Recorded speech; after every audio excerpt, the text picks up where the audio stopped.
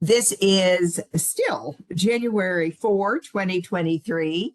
We began a work session at 9 a.m. and now it's 11:03. And I call to order council time for the Clark County Council. Normally we begin immediately with public comment. However, when there are agenda changes, I like to start with those because the public can comment on anything on today's agenda. So based on our work session discussion, there was a possibility of there being a vote to be taken during council time for the recreation and landscape consideration to be separate from the biennial code amendments. If there is a motion to that effect, I'll take it, Hill. Chair Bowerman, this is Leslie Yes. Lopez. Yes, during our quick break, I did converse with Senior Deputy PA Chris Cook regarding this issue because it relates to Title 40 and public notice and that sort of thing. So the proper way for the council to handle this is, and I do understand that you gave direction to staff, but the proper way is to, because this has already been noticed, is to include the whole package for the hearing, but then at the hearing, the council can at that time make a motion to remove it, because that allows the public to give public comment during the public hearing and the council to deliberate at that time. So that is the process that needs to occur pursuant to Title 40 as well as the requirements for notice hearing. So when does that make the consideration for the issue at hand? So that would mean that at this moment, there would be no need to amend the agenda now for a vote. What will happen is what was given to you during the work. My question. At what point will the recreation and landscape consideration be given? When can we discuss that? Certainly. It is set for a hearing on January 17th. So at that public hearing, that is when the hearing will take place. There will be public comments. The council will deliberate at that time. And then if the council wanted to, could make a motion to pull it, right. That particular section at that time on January 17th. When can it be considered?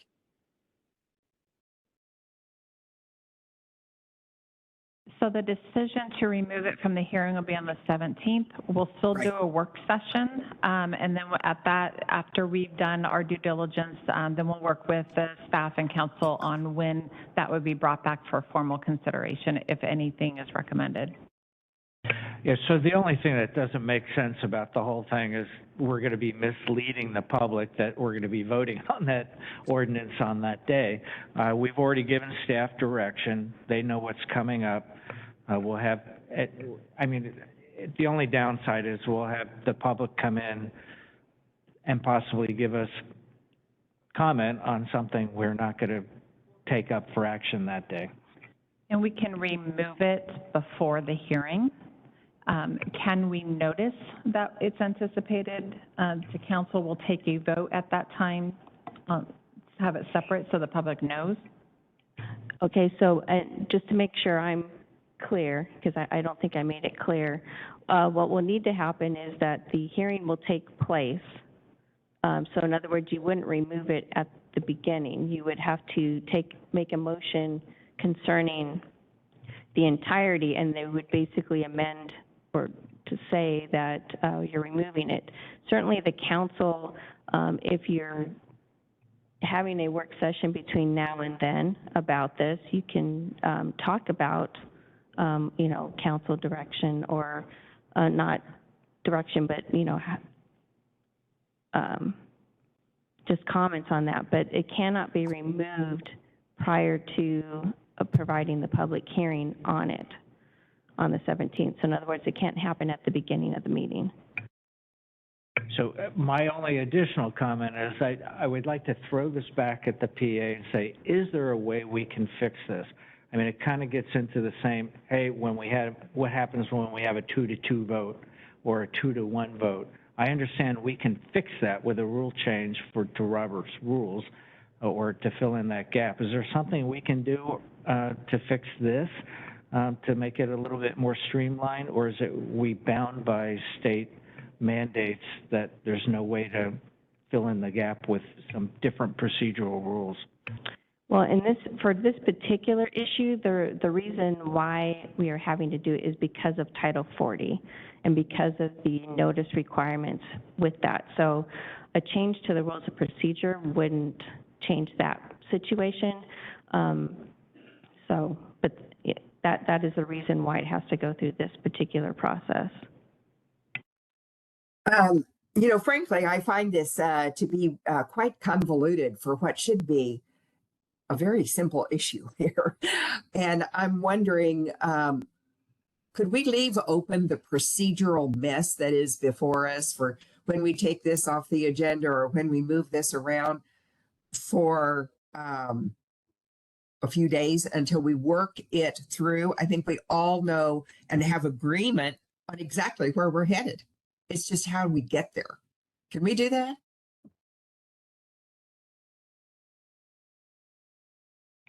Well, nothing has to happen today, Chair Bowerman. So yes, we can talk about that. Council, if you have no objections, let's do that. This has, I think, gone on long enough, don't you? And if so, let's us work on this offline for a few days, get it worked through, consistent absolutely with what we all know clearly are our wishes collectively. So let's do that. And then with that in mind,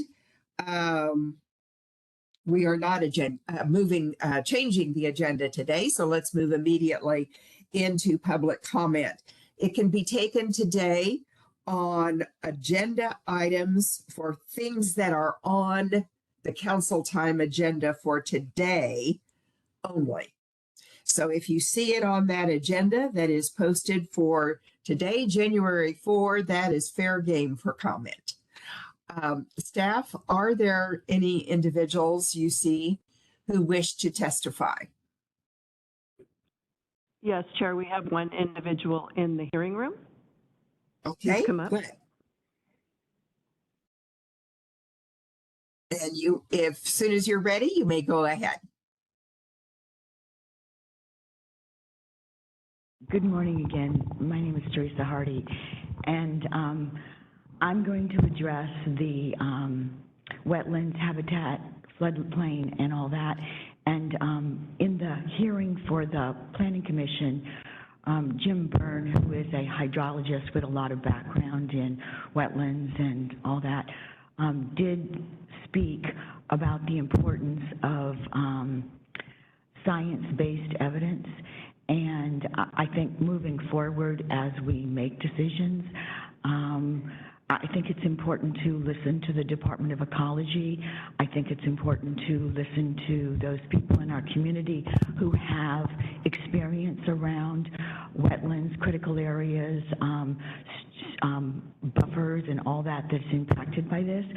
And I'm going to go back to what I said in my previous statement to you, and that we do need to look at an updated vision and mission and strategic plan, since ours is currently 2016, because we have the impacts of climate. We have the city of Vancouver that just adopted a new climate action plan, and if we have no overlays or lens or broader look at that, and that's not even within our county, and I'm going to repeat again, a county that's going to continue to have huge growth based upon the impacts of climate. And even in our current vision, which is on the back wall, it says decision making. Based decisions on evidence, data research, statutes, and the Council of Experts. Consider the long-term impact, precedent set, and possible unintended consequences and decisions. And I think as we're moving forward in making decisions, that's a crucial piece given climate. Align decisions with a strategic plan, and our strategic plan is 2016. We don't even have the people that were signed on that, don't even really have anything to do with the county anymore. build decision-making analysis, project management, and process improvement skills throughout the organization. So I think this is all crucial as we have new members on our council, and as we look at what is the overall direction of our county, what do we want our county to look like? Let's not make spot decision without an overarching vision, mission, and strategic plan. Thank you.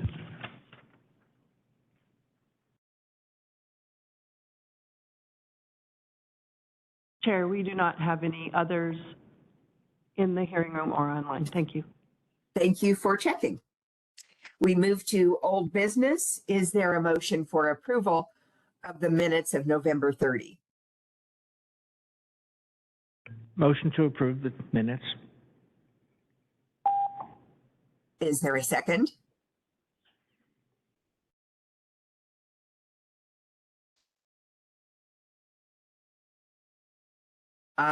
Madam Chair, I'm not sure we had any other councilor who was present, so. I was just looking at that. Who was present then? So Lance that kind Olson. of is another process glitch, you know, so we'll have a 2-0 vote, and the charter says you need 3 votes to do any action. Interesting.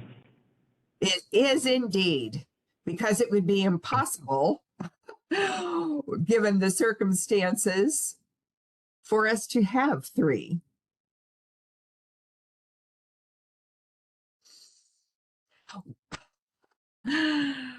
Well, I would say let's go ahead and take a vote of those who were present, and then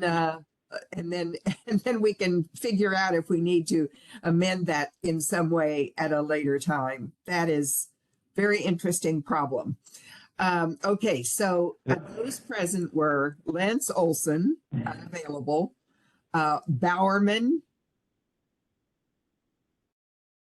and Medvigi. So, and Rylander was present, but is unavailable now. So, between Gary Medvigi and myself, you have made the motion. I have seconded it for approval. Those in favor signify by saying aye. Aye. Aye. And Maybe it can be advisory minutes. yes, that's a good idea. Clearly, there's none opposed. Okay, I'm delighted to move to the jail update. And I don't know whether to ask Amber or Kathleen to get this underway, but I'd appreciate, in light of our having the new counselors here, if you could also give us just a touch of background on why you do this, how frequently you do this, because from my experience, this came about because of council's desire to be in touch with what the latest issues were. And here we are on January 4 with the first date that the management of the jail has moved to the county manager, which occurred on the 1st of the month. So with that, if one of you would kick it off. I can kick it off real quick. So for our new counselors, I'll introduce the leadership team. We have Dave Shook, who is the Director of Jail Services. We have Brian Pilikowski, the Deputy Director for Operations, and Joe Barnett, who's also Deputy Director of Administration. And Amber Emery, our Deputy County Manager, is overseeing the leadership team or working with the leadership team. And I'm excited that you guys are here, that you can learn from them, meet them. They've been doing a lot of great work before the official transition. They've been in the office, I believe, since September-ish, and doing a lot of work moving forward. And the reason why we do these updates is to update the council, update the community on what we can, be as transparent as we can, and receive feedback as well. But I think it's important for the community to see the good work that is happening and the support that our jail is getting, both in corrections, our support guild, and those who are housed in the jail. So with that said, I will hand it over to Amber and the leadership team. Thank you, Kathleen. Chair and Council, it's my honor to have the leadership team speak today on our update. It's our first one taking over the leadership, as Chair Bowerman said, and we have some exciting updates to share, so I'm going to hand the mic over to our director, Dave Shook. Well, good afternoon. David Shook here. Thank you, Chair and Councilors, for having us here to provide this update. 3 days into it, a lot of exciting things happening, and of course, as you could imagine, a lot of things that were, I guess, not fixed prior to that transition. So as we're looking at different systems, right, hundreds of systems that have to be transitioned to another department. It's a big, heavy load, but we're working through it with the Sheriff's Administration. Sheriff Fortune and his team have been very helpful in making that happen. Some things that I'm having, just update on staffing numbers. So we are down 32 uniformed staff members. So that's very similar to the last time we spoke to the council here. We have 10 support positions that are unfilled right now, and our focus is to get them all filled. So we are doing many things. As we initially were assessing all the operations that are happening, and I'm going to go into this a little bit first before I get back into our recruitment efforts, because I think this is a critical piece to it. The deputy directors and I have been working with the existing leadership team to assess every operational aspect that we've done. We've worked on our authorities here under the jail services and where those authorities come from. And so because we no longer work for the sheriff, we no longer have special commissions or limited commissions to perform some functions, some police-related functions, which transports and extraditions come under. So after discussing with then Sheriff-elect Torch and now Sheriff Torch, he was not wanting to provide that commissions to us, and so that put us in a position where we could no longer do transports around the state in what's called the Northwest Cooperative Shuttle, which is Oregon, Washington, Idaho, Montana, Northern California. So it has quite a large swath of cooperation that happens. As you know, as we spoke the last time, we have many employees that are being mandatory overtime. So our swing shift had an average of 228 hours of mandatory overtime. That's 57 individual shifts where they're asked to stay another 4 hours. So that's 12-hour shifts plus another 4, that's 16 hours, many of them consecutive, so they would be 3 and 4 days in a row. And I'm sure many of you have had that experience growing up where you've worked those kinds of hours, and it can be really tiresome and getting to a point where it affects our shifts. We had another shift that averaged 200 hours, but that's not consistent. Other shifts were in the hundreds, and so it's just as we're managing those employees and where they move, we now have that oversight where we can look at different ways of managing that. And as we move forward, our analyst was gone for the last couple weeks of this month, so we don't have some end-of-year numbers, but I'm hoping in the next update we'll have some end-of-year numbers with total overtime costs and some of those expenditures. So one of the decisions that the county managers and we made was to pull ourselves out of this cooperative shuttle.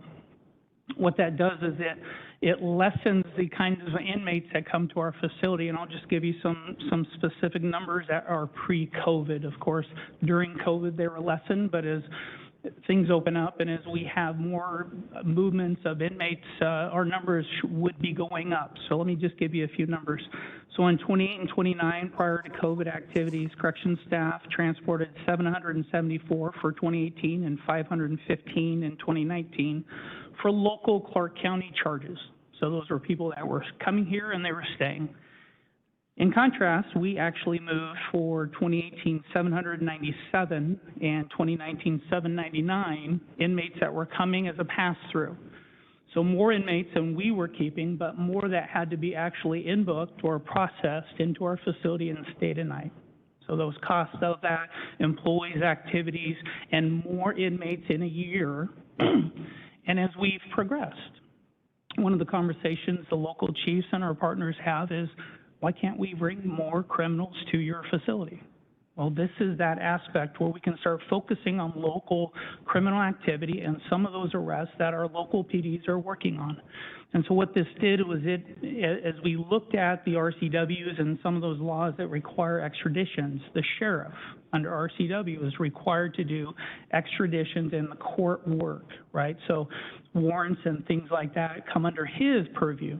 And so talking with Sheriff Horch, he also agreed that that was under his purview, and he's accepted that responsibility back. So we've had that cooperative relationship. We made notice to WASPIC, which is the Statewide Police and Sheriff's Association.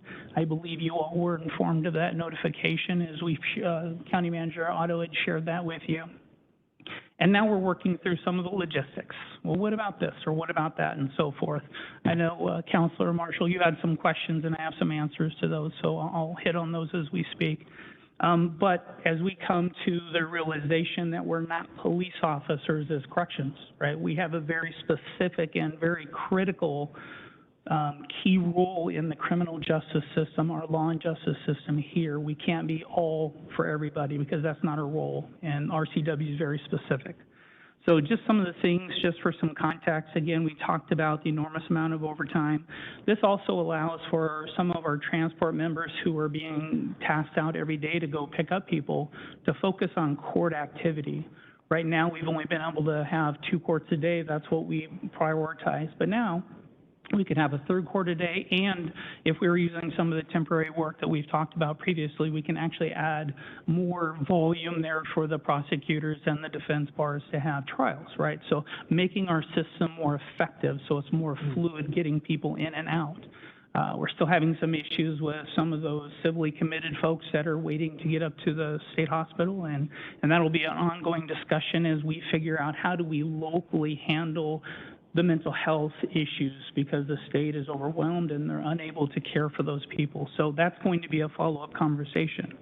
But what we've been doing to come up with staffing numbers, looking differently at this problem than historically has happened in this organization. So instead of waiting and being passive in our attempts to find folks, we're going out to places we haven't gone before. So, Councilor, as you'd mentioned, JBLM, we have 9 scheduled visits up there over the next 6 months. So we'll be up there on hiring events a couple times a month and trying to find those folks that are looking for a civilian life and coming out. We're using some different social media aspects. We're using Indeed and other kinds of application places where we're getting some really good responses to this job opportunity. Again, we want Clark County to be an employer of choice when it comes to this corrections profession. And so as we continue to improve our staffing, improve our training, improve our facility, and create the modern day mental health reentry components of what we really need to accomplish, that will attract more professionals to come and be a part of this community. So those are just some of those. We're actually looking into more effective technology. So having worked in the private sector, and I'm sure those of you that have as well, instant communication and connectivity is a key to attracting quality candidates. If I see something I want to do, and I can reach out to you quickly. So we're looking at a new texting system that will allow people to instantly send a message and you get an instant response from one of our recruiters. We have a team of 5 recruiters, a commander, a sergeant, and 3 officers who are going to be helping in that effort. And as we continue to turn rocks in different spots, talked a little bit last time about corrections being more local versus national, kind of trying to draw people. So we're going to try to find members in our own community that want to come and help participate in resolving some of these problems that we're having with finding staffing, whether it's the economy today and looking for stable enforcement, and appreciate the making sure that we're competitive in a pay wage and the incentives, because that's really important to do as well, is making sure that we're attracting the right kinds of candidates. So we are super focused in making sure that we're corrections driven and not law enforcement and or enforcement driven. And I think that's been helpful in making sure that we're finding the quality candidates, or at least applicants wanting to be evaluated that way. So Councilor Marshall, you had some questions about the going away from the extradition chain and that cooperative agreement, and some of them were, are we turning away people locally in our jurisdiction for those folks? And we have been doing that for several years now. As we've reached the 800 number, or whatever it's been over the years with different inmate counts, as we've gone back to quality of care and some of those different things, and in COVID time, we've had to restrict that level. It's fairly high. There are some requirements, whether it's domestic violence related or DUI requirements, and then felony arrests and others that we're able to bring in. Going away from this, the shuttle system is different, right? Local charges, it's whatever our threshold is, but the shuttle are those pass-throughs that wouldn't be staying here anyway. So as we have more staff, we'll be able to accomplish more things. Hopefully, I know there are some plans for remodeling and other things that are in the books or on the works for the next several months to years. And once those things happen, we'll be able to have a more efficient facility and ways of getting people to the right places. Let's see, that was one of your questions. Yes, Skamania County and Cowlitz County do have some folks that have been arrested in our county. They're usually misdemeanors or gross misdemeanors, so they're below our threshold of being able to be held, or they're post-conviction. So there are folks that are going off to be sentenced elsewhere because we can't have them, or we don't have the space to have them here. So, and you're absolutely right, jail staffing is the biggest impact. Updating our facility to make it a modern facility are, I know, goals with all of you as well as us to prioritize staffing. And so I'm absolutely, as we go on about our updates, as we continue to go about how we're managing our inmates level has become more dangerous, right? So more dangerous inmates being held by less officers creates problems. And so we have to do it in a safe manner. And that's where we're continuing to prioritize, is to be safe, not just for our officers and employees internally, but our inmates and what's happening inside of their living facilities. So you, Joe or Brian, do you have anything to add as far as any of those? I think that covers it. Okay. Director Shook, let me add one more thing.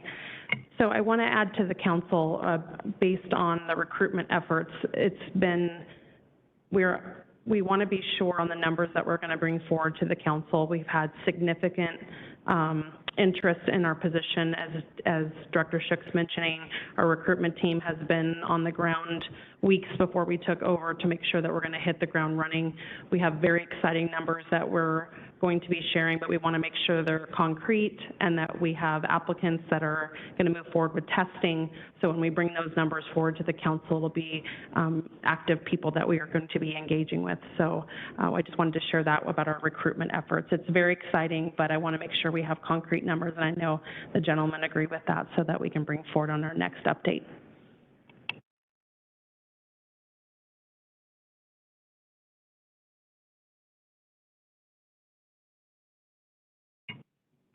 Chair, this is Sue Marshall. I have a couple of questions and a comment. First, I just want to thank you. I know this is a huge job and there's a lot of things to be done, so I appreciate the work that you're doing. You know, you mentioned about civilly committed individuals, and I know we're going to be having a new facility in the county, and is that a resource that you'll be able to locate people in?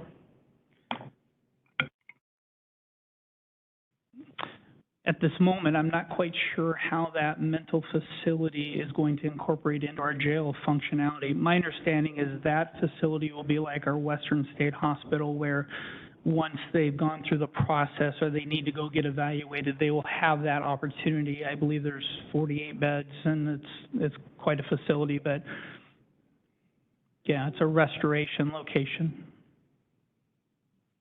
But it will be something that people who live in this community ultimately could be served by. I believe so, yes. I know there's some more conversations that need to be had on how that's going to work with our community. Councilor Marshall, I would say that that is probably one of the biggest aspects that we need to focus on this year is the mental health piece and how we interface with the local community of whether it's crisis areas that we have restoration areas that need to be developed in the community, True Blood funding that's come down to the communities to make sure that we have that access. I know we just received, I want to say a couple weeks ago from Western State, some more restrictions that they have in place because they have a staffing shortage. And so they're basically saying we're at capacity. And I know our partners on the east side are also feeling that. So we need to come up with creative solutions locally where we can get folks restored. And also, if the charges are dismissed, such as in a misdemeanor area, how do we softly get services for those folks to integrate back into the community? Because that's another concern for us is when the charges are dismissed, those folks still need to go out to the community. So how do we help folks move on out to that area? So that's a huge focus for us this year. And we are just in the next couple of weeks going to be posting our reentry manager, which is dealing with some of the mental health pieces that we had approved for the mental health tax funding. And that will be an area that we continue with the staffing. That's a huge component for us. And there is an opportunity for additional mental health sales tax that we have available. So we'll be reviewing those programs and bringing back a recommendation to that board, which 2 of our counselors are on that board, to look at that and integrate it into our jail. And there's been, I don't know how many discussions now with Spokane County. They are, I think, the only jail facility that's a certified mental health facility. And so, you know, we certainly want to get to that level, but right now we're at a critical need for staffing. We need to get the basics covered right now, but that's certainly something that we need to expand. But like I said, there are millions available in mental health sales tax that we can tap into potentially for that service. That's exciting to hear. I just think it's very important that these services are very much needed and to have them available locally because I think it's better for folks when they can be treated locally and still have contact with their family. It's less of a burden. So thanks. Chair, I have a couple comments. I think you're on mute, but I think you said go ahead. So first of all, I want to say that I do appreciate the work that you're doing. I think this change that we're experiencing provides a huge opportunity for us to really reevaluate and look at how things are done and make some changes.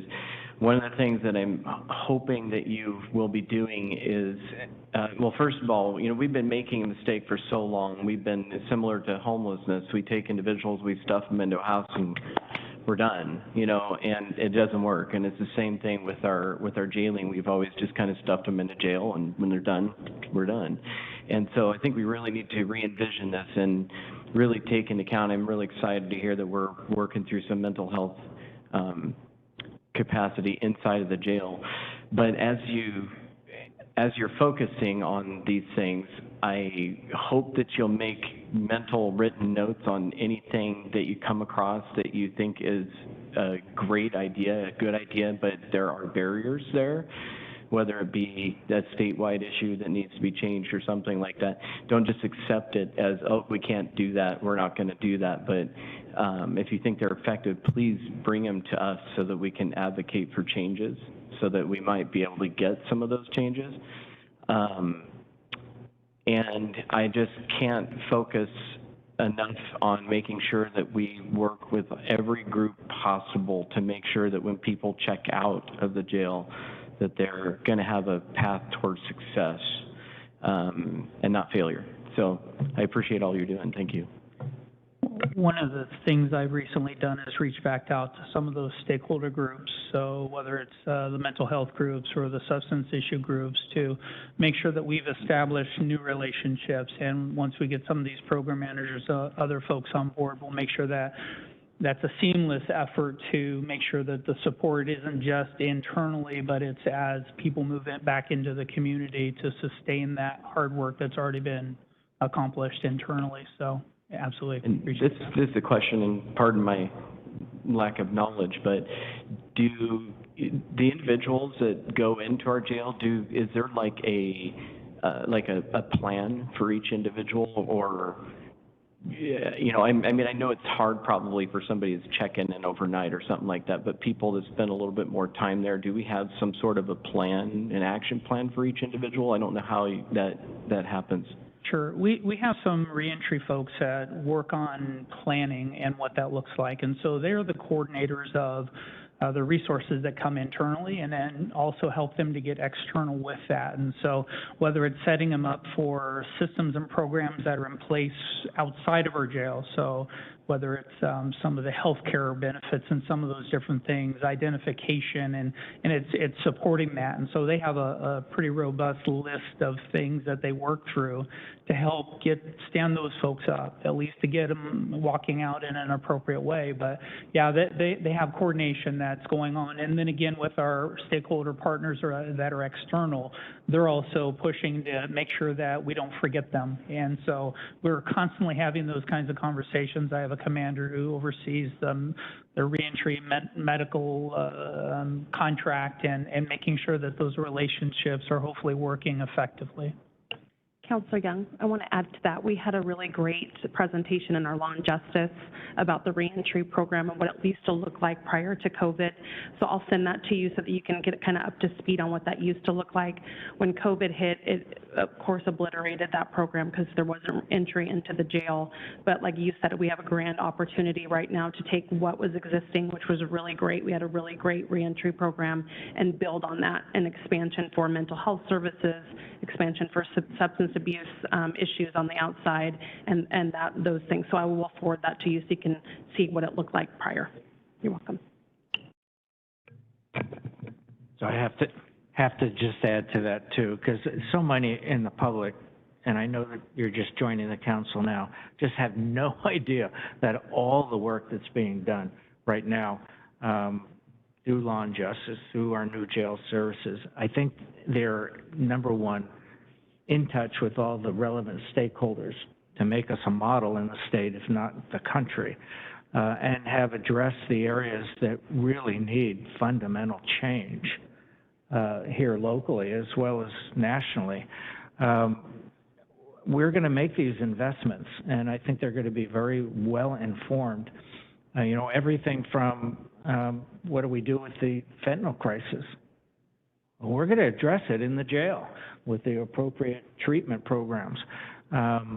You mentioned restoration. I mean, there's nothing that's more a failure in this nation right now. It is fundamental freedom and human rights. We are abusing every mentally ill person in the United States who's incarcerated, whose process has stopped until they can be judicially restored, and we have precious resources for that. So my goal is to make us another licensed facility to provide treatment. There's nothing worse to have committed a crime, be mentally ill in a local jail with no appropriate treatment or restoration services, waiting for a bed space somewhere in the state system to become made available. I hope we can fix that as much as we can, like Spokane did. Other counties have done it in the United States. They have licensed care providers. And then the challenge becomes, where do they come from? You know, where the states, as they improve all their services and regionally disperse them, where are the qualified treatment providers going to come from? We're already seeing the pressure on that. We're going to be faced with all of these challenges. So I do want to put in a plug. I don't know that this ever gets into the public domain, but whether it's in Law and Justice or anywhere I can say it, I want to say, first and foremost, you know, I spent 3 decades or more in the criminal justice system. Corrections is a corner piece, as important as the courts, law enforcement out on the streets, public defense, prosecutor's office. Corrections provides public safety in the form of specific deterrence. You know, we take criminals off the street. General deterrence. Other people know, oh man, I'm going to jail if I do that. Rehabilitation. You know, that's, you know, our reentry program. Rehabilitation is what the nation is learning about and getting best practices about. Reentry, stopping recidivism, rehabilitating those that are in our jail, whether it's from addiction or mental health. I want our county corrections to do it best. So anyone looking for a career, I mean, this is a corner piece. It's an entry into the criminal justice system in a way that it is so great for your resume. One, to make a career in corrections, or to go into law enforcement, to patrol. Having a corrections background is a great credential. If you want to go and become a psych tech or a nurse, go into mental health care, having a foundation of a history in a safe working environment in corrections is a great resume builder. So for young people out there, this is a job of choice, not just because Clark County is going to pay you well and give you good benefits and be a good place to work, but it is a fundamental cornerstone of our entire justice system. So I wanted to put that plug out there because I know, it's tough to recruit in this work environment today. So let's fill those positions as best we can. In fact, I just wanted to add those comments. Do you have more of your jail update to present? We kind of interrupted the flow with a lot of good discussion. No, ma'am, that's really all we wanted to speak about today. I hope to have some more definitive numbers for you, hopefully next month, or I'm not sure when we're coming back, but Amber is telling so us. thank you for your time. I just have one last thought, and that is that this whole notion of kind of emulating what Spokane has accomplished by becoming a certified mental health facility is so intriguing because, as Kathleen mentioned a moment ago, we do have the funds in this county now through our mental health tax that we can do things in this area that maybe 3 or 4 years ago we hadn't imagined possible, but that are possible now. But maybe some of us don't know, who should know, what the plan is or what the steps are to even begin to get to that level of accomplishment. I know that I don't know, and I would like to know, so that, for example, in working with the mental health sales tax, that we make the investments that are going to get us down that road. So the more that you can help us with understanding what that road is and how we march down that road with you, the better for us. Because as one of the counselors said earlier, we want to support you with every group in every way that we can. I believe once we have identified our program manager into that leadership position, that will be a person that will be able to help us to identify strategically some goals on how to move forward in that. This position we're identifying as a little higher in leadership and management for this program. So I believe once we've made that hire, we should be able to come up with some ideas and conversations for you all and our community, because that's really what we're trying to hopefully impact here.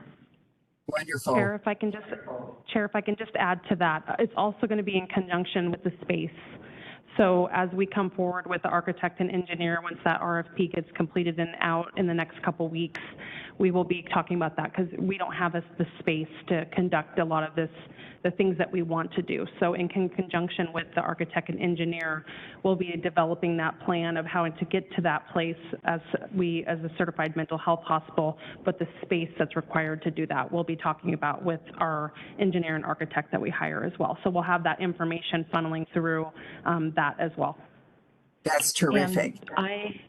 And I've had discussions with Vanessa Gaston, our Director for Community Services, who's intimately involved with a lot of these services, and she has provided contacts for those in the community that provide these services who would be willing to partner with us to come in to help with the evaluation of what's needed, what's best practices. And I do want to put a plug in there for Vanessa, because I know she personally has done walkthroughs and recommendations in the past.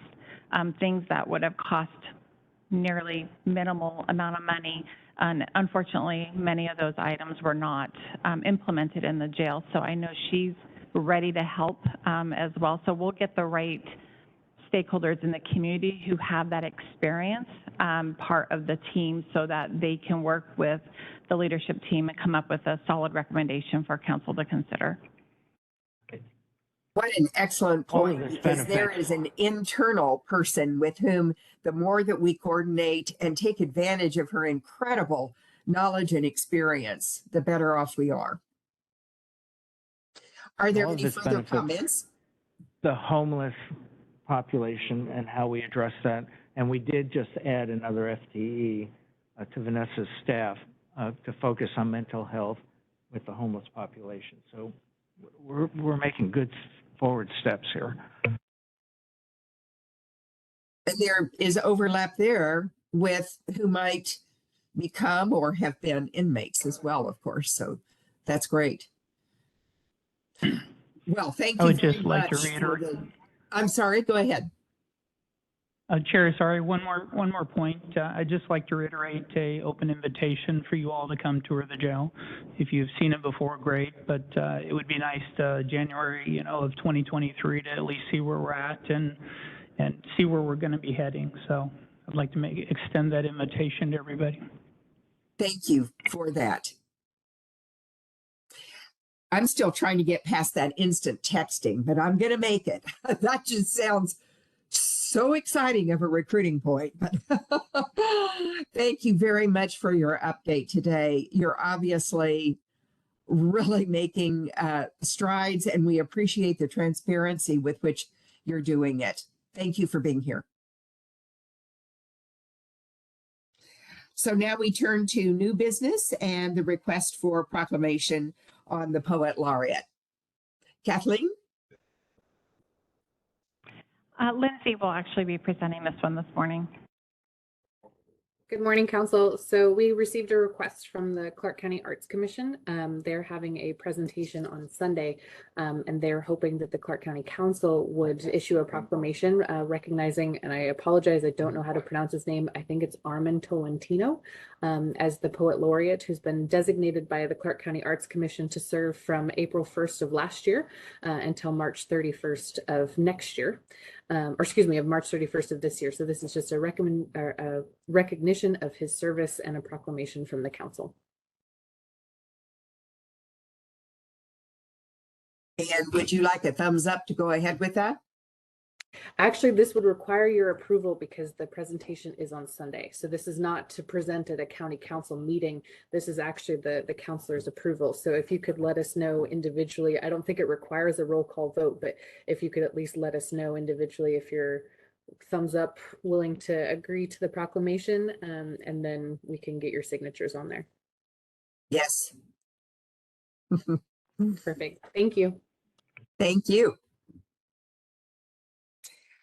Council retreat. Kathleen?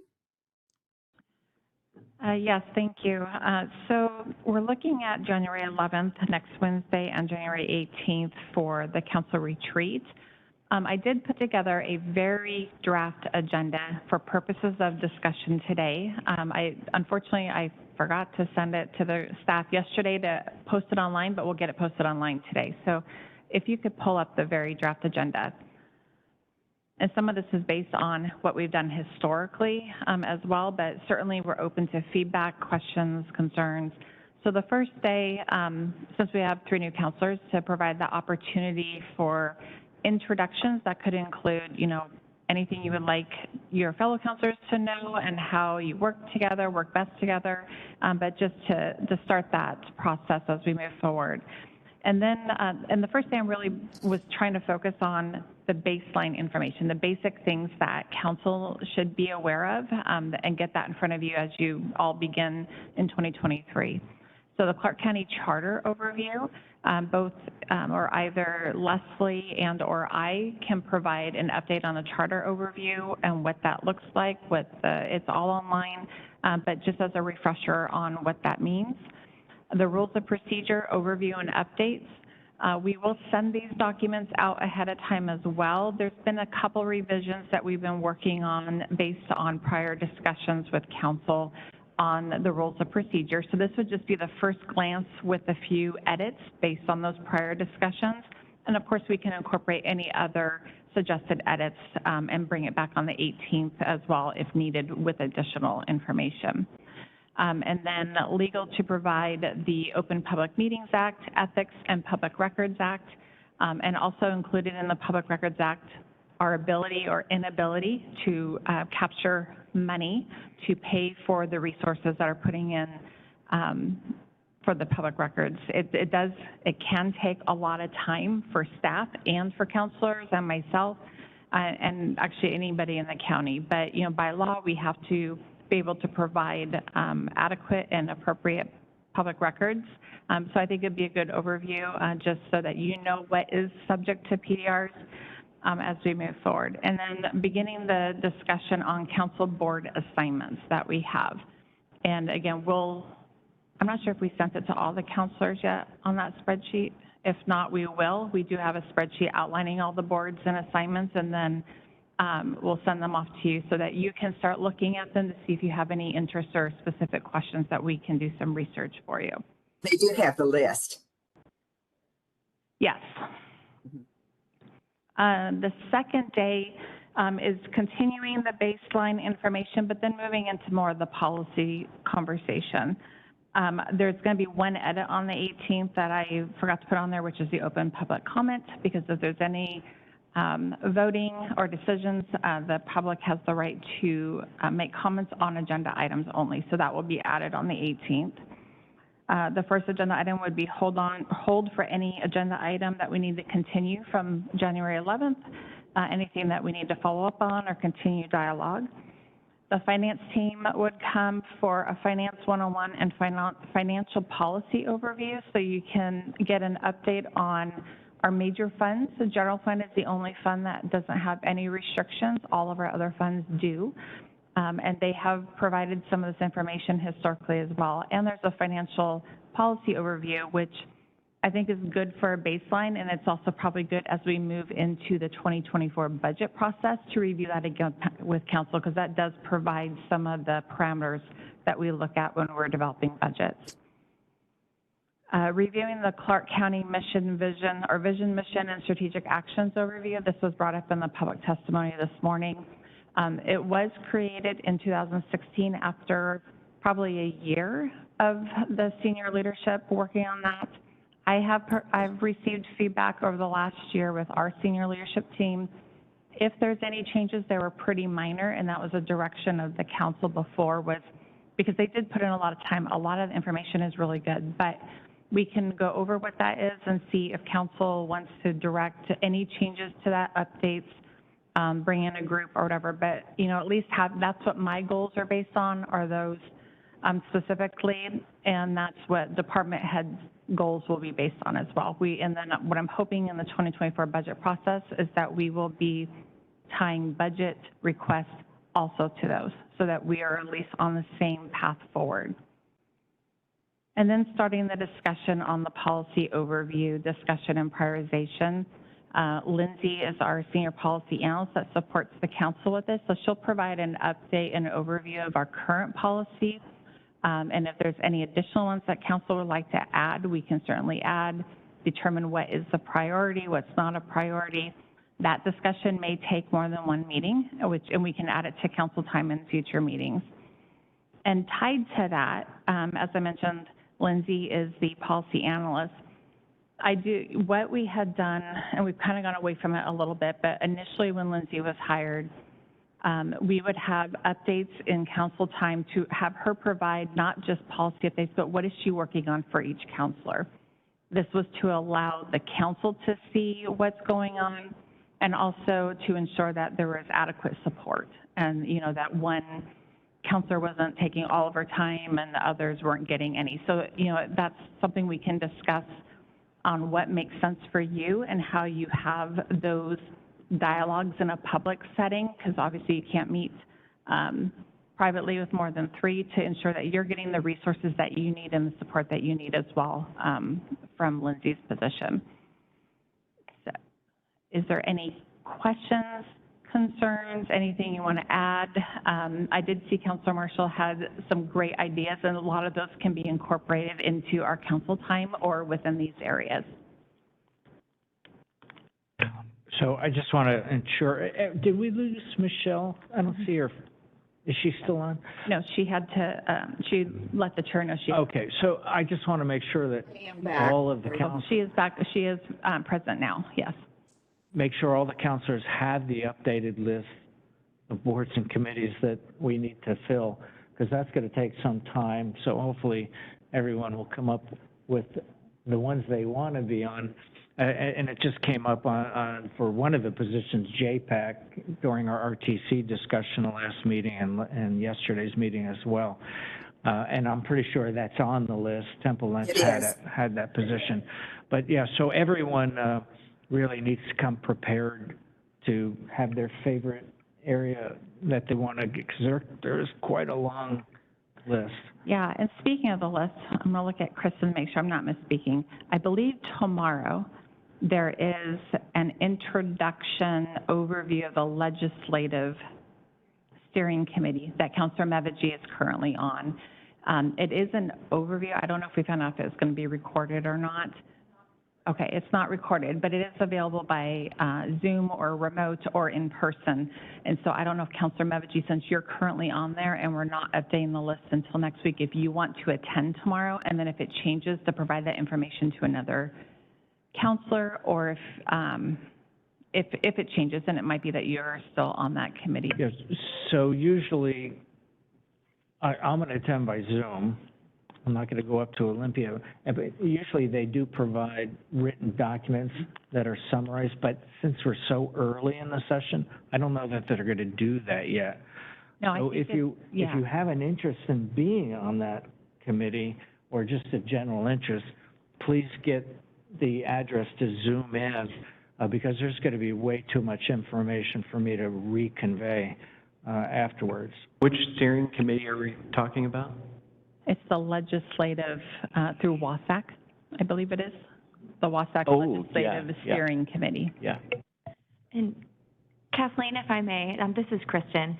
Paul Jewell is their executive director for WASAC, and I spoke to his assistant, and she said that she can probably set up a one-on-one meeting also if that works better than attending the orientation to get the documents and discuss everything.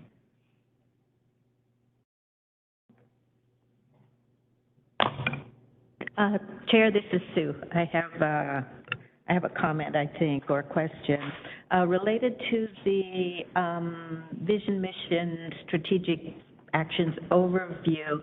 And I know the mission, it was referred to that it was adopted in 2016, but I believe there's a framework plan that goes all the way back to the first comprehensive plan, and I don't believe that's been updated. I need to find out more about it, but I just thought I'd toss that out there, and we can all find out more about it.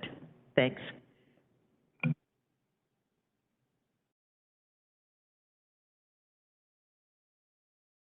Councilor Marshall, would you clarify for me, what is that called again?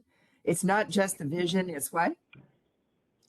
It's the framework plan, and it was really the initial step that sort of gathered the vision the community has for comprehensive planning.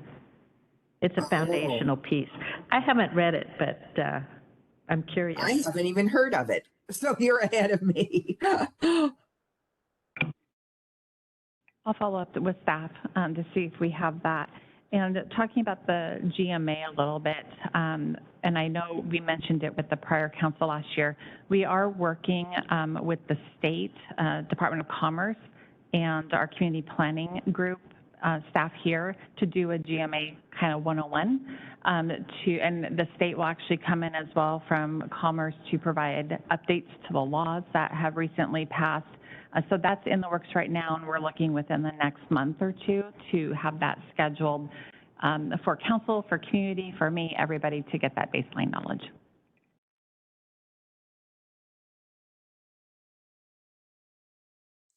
Anything else on the retreat? On the 11th, some had just wanted to be sure that this meeting will be recorded and will be made available later to the public as well as real time. Is that correct? Yes, this would be similar to a council time or work session. So it will be recorded, it will be open to the public, we'll receive public comment on agenda items only, and the link to the recording will be posted online as well. Is there anything else on the retreat? And I'm going to have this start at 9 in the morning, and I'll try to keep council time light so that we're not. And we can always call a time at any time and continue it to the next week.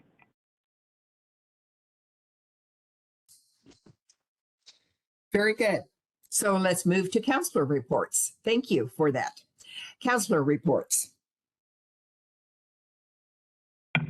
Chair, this is Sue Marshall. I have a little report. Yes, Councilor. I've been contacted by the Lower Columbia Estuary Partnership. They have been developing a large-scale floodplain reclamation project on the East Fork of the Lewis River. I think Councilor Meviji may be familiar with it. It sounds as though it's similar in scale to Steigerwald. The total dollar amount is around $16 million, of which they've secured half of that, and the remainder will be dependent on the state budget and the floodplains by design. So I believe Kevin Tyler from Public Works Parks Department will be bringing forward a letter that we can look at and potentially support. But I just wanted to let you know, I think it involves over 300 acres of floodplain and 3 miles of river in what's referred to as the Ridgefield pits, former mining that occurred many years ago before they had reclamation requirements, I think, in place. So, and local jobs and the environment and good on a number of fronts, but I just wanted to give you a heads up about that. Other reports? Okay, here I have, yes, go ahead. Thank you. Not so much a report as a question as a next step.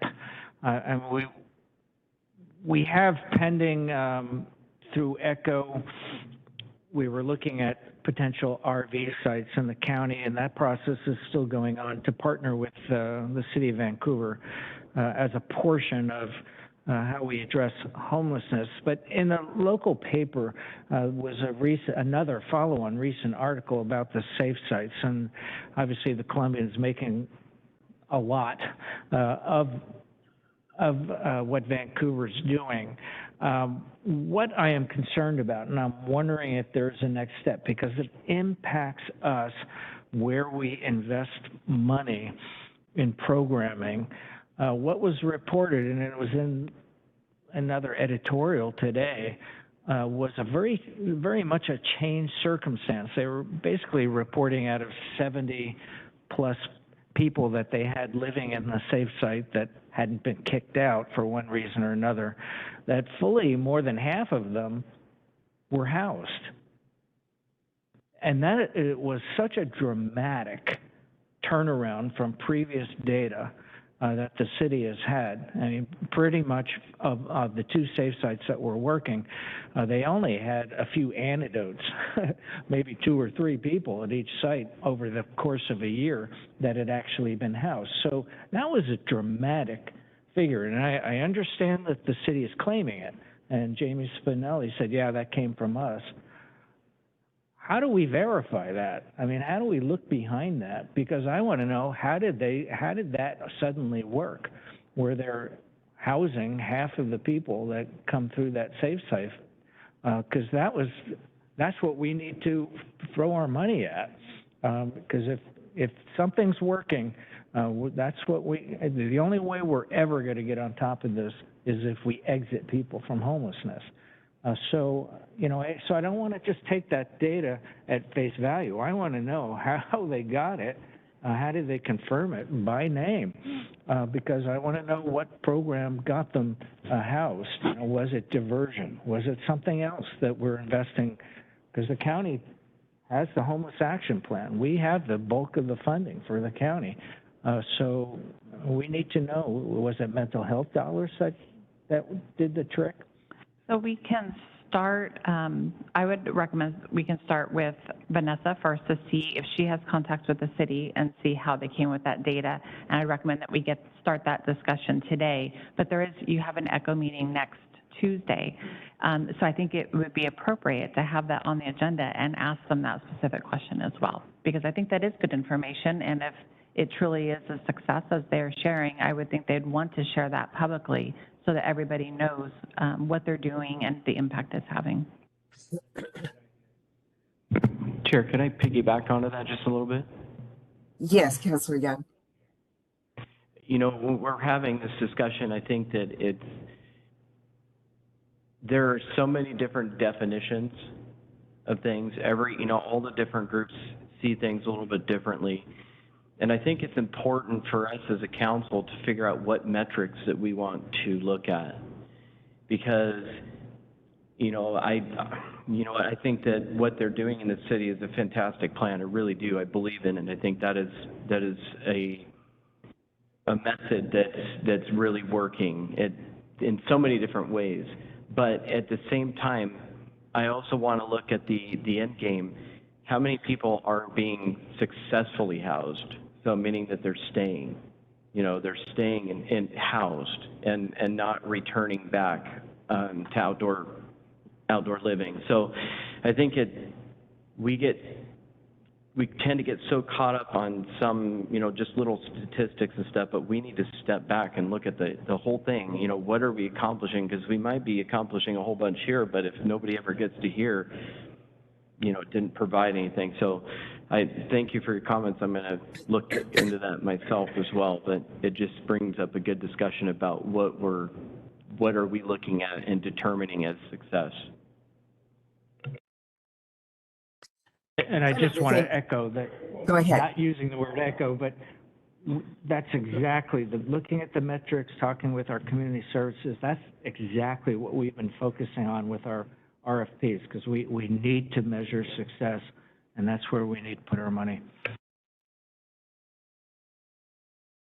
That has been a theme song. It's a matter of constant implementation that way, isn't it?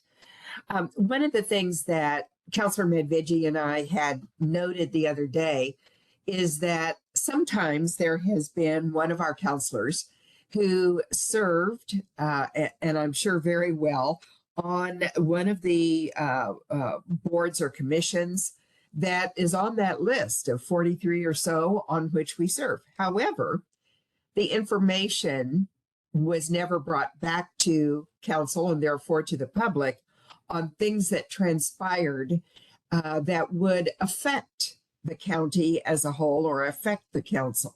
So I just want to reiterate, because we mentioned this last year, I think we mentioned it the year before, but this year I want to be sure that we really do it.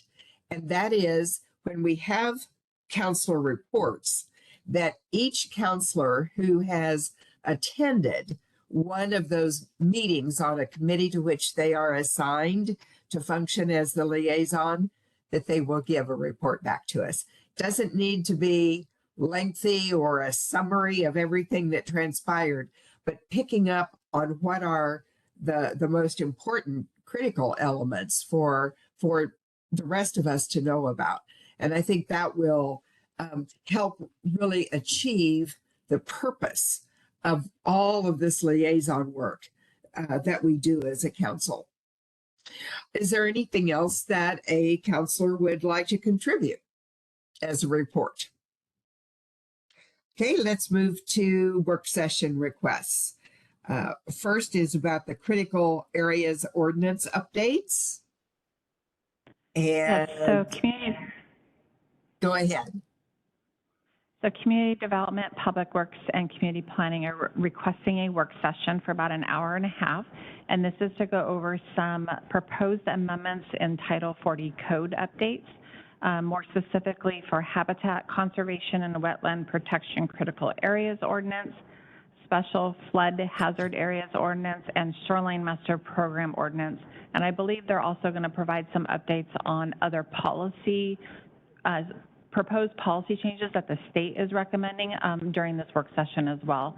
They are looking for the 18th. They always put a desired date, but since we had the retreat on that date, we'll work with them and hopefully do it the following week so that we get that in front of you. And I do have my partners online if there's any specific questions, but the purpose of the work session is just to go over those proposed changes, answer any questions from council, and then this will be brought back to a hearing at a later time.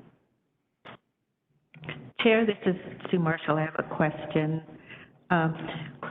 related to habitat conservation, wetland protection. You know what, just generally, I'm interested in how we've been doing, because I know like with wetlands, the objective is no net loss, and so over the decades, and I know things have improved over the decades as far as protection, but if there's some assessment of how well we are doing in terms of loss of habitat and wetlands. Thanks. Can we be sure that staff covers it? I would suspect that they will. Yes. We'll make sure it is. Any other comment on the work session request? Okay, then Lindsay. I'm sorry, go ahead. Sorry. I just am always curious if, I mean, I heard you mention some state law changes. Is there any other particular issue that's brought this to our attention? Any projects or anything like that? So these are regarding, it says projects related to the critical areas, but it's actually the code that supports that. So it's really the code, proposed code amendments. And I know Oliver's on as well, but I believe at the end where it talked about the there's. Kathleen, this is Oliver. If I may jump in, I would say good afternoon. Good afternoon, councillors. My name is Oliver Ojiako, Community Planning Director. The update to the critical area ordinance is required by state to be updated. And this is our critical area ordinance development regulations. The state requires the county and other counties actually every 8 years, and our 8 years is up. So that is a requirement by state. And we also had guidelines from Department of Ecology on what our code should include in that update. So we have used the ecology guidelines to help us in the update of the critical area ordinance. The shoreline is what I may call in partnership with the changes made to the critical area ordinance. We have to also similarly update our shoreline so that our critical area and our shoreline code is consistent. The floodplain, that one is required through FEMA when they update the FEMA map, and it's related to insurance so that we may qualify depending on where the Clark County is rated in our insurance, floodplain insurance regulations, if you will. So those are the critical reasons why we are updating these critical area ordinances, and we will come as part of that work session to share with the council what we have done, especially if what we have done is consistent with the floodplain as provided by FEMA, and that will help our communities to adjust their flood insurance rate. On the critical area ordinance and the shoreline, like I said, we have followed the guidelines, in some cases, best available science. In talking about best available science, there's always a provision that if local government has best information, that we can provide that and use that to update our code. So we will come to the council to discuss all of that with you, and the comments that we have received, we will also share that with council and how we have responded to those comments. There's always, philosophical differences between scientists, but we will do our best to clarify what we have done. At the end of the day, the critical area ordinance and the shoreline update will all have to be approved by Department of Ecology. So I want to put that out so that the council knows that where there are differences in what any department, whether it's Department of Fish and Wildlife and Ecology, where they disagree with the county, at the end of the day, it is the ecology that will approve that. And if they don't approve it, and it's also subject to appeal.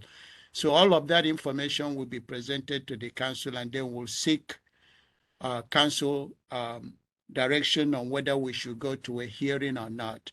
But we are on the state timeline to complete those development regulations. So I'll stop there. Thank you. Chair, this is Sue Marshall. I have a follow-up question. Go ahead. I'm just wondering what the deadline is to get this updated and submitted. I don't have that really off my head. I can tell you that on the critical area ordinance, we are behind because ecology gave us a pass when we said we are making progress. So we are overdue to, I believe the last time we did the update to the critical area ordinance may be 2005, and I may be wrong, but I know that we are overdue in terms of the 8-year timeline. This time they're not going to give us a break, and that's why we're trying to complete that prior to the start of the next periodic plan update. We have a checklist that we have to prepare, and one of the requirements is to ascertain that we have updated our critical area ordinance. So I will bring that information, or staff will bring that information to council when we come to you for the work session in terms of the timeline and when is it actually due. But I know that they gave us a pass when we said we are making progress in trying to update our critical area ordinance. What happened, if I recall, was the guideline that came out from ecology was kind of late. And I can tell you or share with you that the second guideline from ecology also came out late, and we had to adjust our timeline to incorporate their changes. They're always late in releasing the guidelines, and that's really why one of the reasons they also gave us a pass, because we argued that we didn't have any guideline on what will be the basis for the update. But we will come with all that information and share that with you. Great, thank you. You're Okay, welcome. let's move to Lindsay Hurst, report on policy issues. I don't have anything significant today, other than the legislature starts on Monday. So we will have our first legislative update call at 11 o'clock on Monday with Josh and Annika. It's already here. It's already here. Okay, that's great. Anything for the good of the order? I would Madam say Chair, only I have a that I'm question. in. Go ahead, please. Yeah, I have a question for Lindsay on policy, and maybe it wouldn't be for her, maybe it would be for Public Works. And it kind of gets to your comment earlier about reporting back on committees and boards that we're on. So a current issue is the JPAC. And the request by RTC is to lose the county seat on JPAC. Councilor Lentz was on it. CTRAN wants that chair, or wants that seat. So my question is, what role is in it? I mean, if we give up this seat on JPAC, what impact will it have for the county? I personally think CTRAN should have that seat, but I don't know what I don't know. And if we are to retain the seat, I think it would fall on Public Works or someone on staff to basically make the meetings. I think the only reason why Temple Lens was on it was because it's a downtown meeting in Portland at 7 a.m., and she was the only one willing to volunteer for it. It's a policy question. Where does it fit together with what RTC does? Where does it fit with the City of Vancouver? Where does it sit with the JPAC as a whole? What role does the county council have, if any? Because we need to address that when we fill that seat, or decide to give it up to CTRAN. Yeah, so there's two within Oregon Metro that we have seats on, and one of them is MPAC and the other is JPAC. We would retain the seat on MPAC. Both of them are advisory to the elected Metro Council, so they don't make final determinations. JPAC is more transportation oriented, and it makes firm recommendations to the Metro Council, which often are followed blindly by the Metro Council, though not always.